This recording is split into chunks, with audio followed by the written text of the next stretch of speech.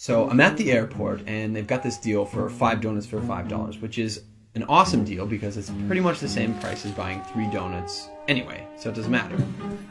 And I set my stuff down, and I pick up the paper, and I start reading the paper, and this guy sits down across from me.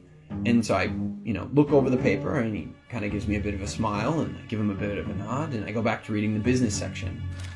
A little while later, I hear this rustling on the table, and I look over, and the guy has got his hand in the bag of donuts.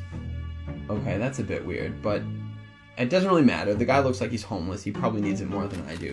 And I've still got 4 donuts anyways, and I'm not going to eat all 4 donuts, so what do I care? So I reach in the bag, and I grab a donut, and I start eating it. And I go back to reading the paper.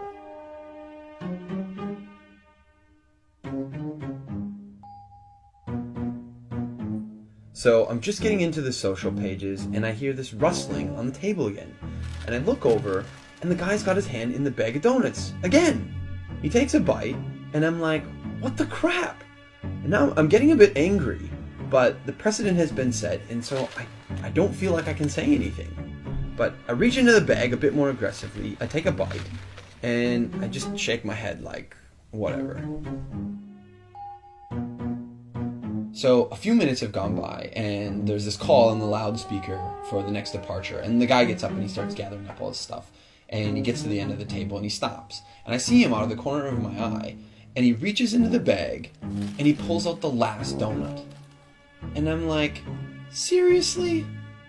And he looks at me, he breaks it in 2, and he hands it to me. I reach out, and I take this half, and I'm in total disbelief. And he kind of nods at me, and he walks off.